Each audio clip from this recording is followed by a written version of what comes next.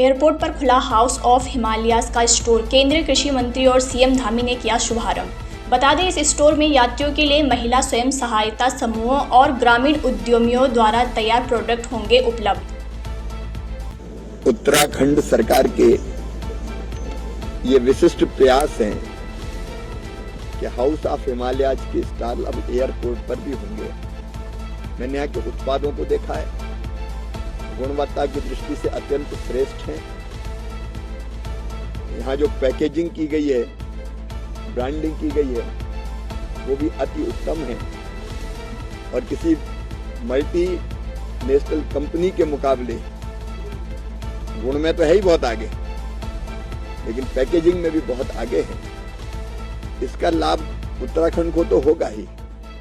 हमारे उत्पाद देश में जाएंगे और धीरे धीरे दुनिया की तरफ बढ़ेंगे, क्योंकि हाउस ऑफ हिमालयाज के प्रमोशन के लिए और अलग अलग कई काम करने के लिए सेंटर ऑफ एक्सीलेंस भी भारत सरकार यहाँ बनाएगी। लेकिन ये स्टॉल हमारे उत्पादों की पहुंच आम जन तक और बढ़ाएंगे। प्रमोशन इनका होगा, गुणवत्तापूर्ण उत्पाद लोगों को मिलेंगे और हमारी बहन, किसान भाई और बाकी जनता का भी लाभ होगा। मैं उत्तराखंड सरकार को इसके लिए बधाई देता हूँ।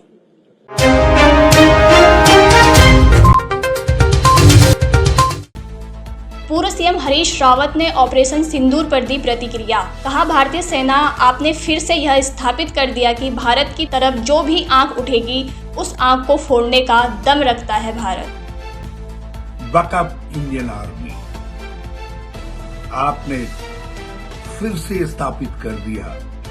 भारत की तरफ जो भी आंख उठेगी उस आंख को कहीं हो फोड़ने का हम दम रखते हैं। भारत दम रखता है। आपने हमारे गौरव को ऊंचा उठाया। ऑपरेशन सिंदूर, हमारी बहनों का सिंदूर लूटोगे और भारत चुप रहेगा। हमारी सेना ने दिखा दिया कि आतंक और आतंकवादी कहीं हो, दुनिया के किसी कोने में हो, हम वहां भी उनको नहीं छोड़ेंगे। आतंकवाद पर ये प्रहार, उसके लिए मैं भारतीय सेना को बहुत बहुत बधाई देता हूं। हम सब एक हैं, सारा भारत एक है।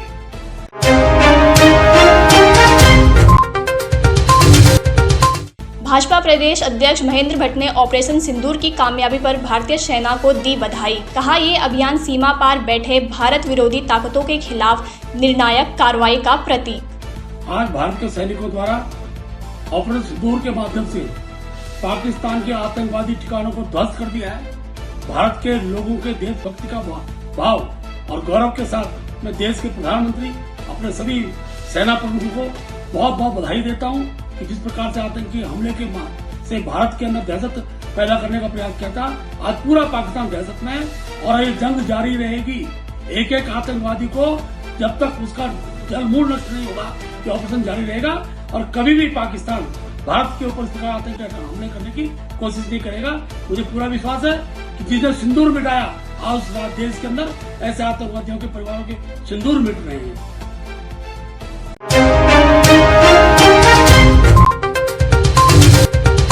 हेमकुंड में बर्फबारी के बीच विषम परिस्थितियों में भी जुटे हैं भारतीय सेना के जवान। बर्फ को काटकर भक्तों के लिए बना रहे हैं रास्ता।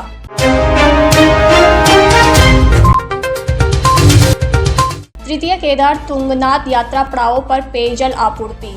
लगातार आ रही है गिरावट। हिल स्टेशन चोपता में गहराने लगा पेयजल संकट। तीर्थ यात्रियों को करना पड़ रहा है भारी परेशानियों का सामना।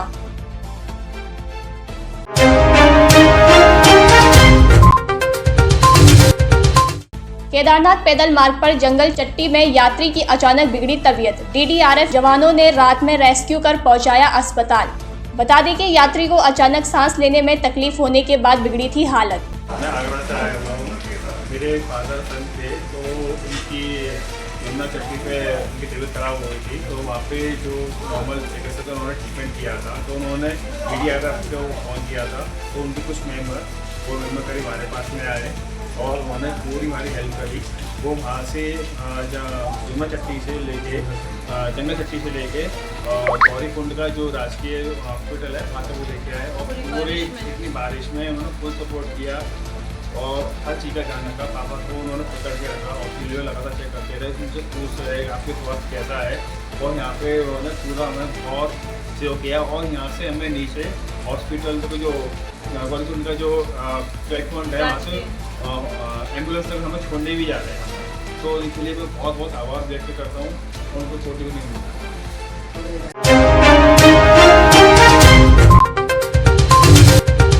ऑपरेशन सिंदूर के बाद हाई अलर्ट पर देहरादून पुलिस। संदिग्धों को थाने लाकर की जा रही है पूछताछ। सुबह से ही शहर के कई इलाकों में चेकिंग अभियान चलाया जा रहा।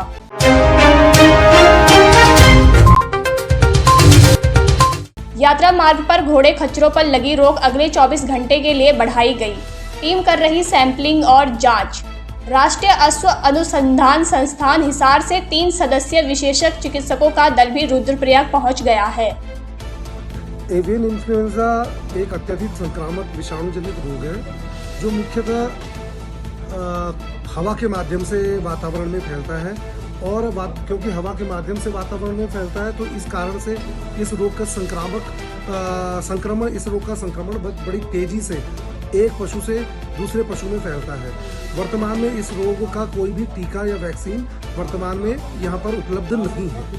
पूर्व में वर्ष 2009-10 में भी इस रोग के चलते यात्रा प्रभावित हुई थी और ये बीमारी जितनी जल्दी और जितनी तीव्रता से फैलती है तो अगर सही समय पर सही उपचार एवं पशुओं को विश्राम हम लोग अगर उपलब्ध करा दें तो ये पशु उतनी जल्दी ही अपने कार्य पे हम इसको प्रयोग में ला सकते हैं।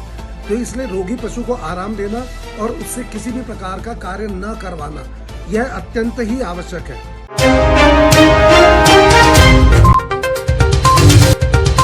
बाबा तरसेम सिंह हत्याकांड में बड़ी कामयाबी। एसटीएफ के हत्थे चढ़ा 25,000 रुपए का फरार इनामी बदमाश। मामले में अब तक 10 आरोपी हो चुके हैं गिरफ्तार।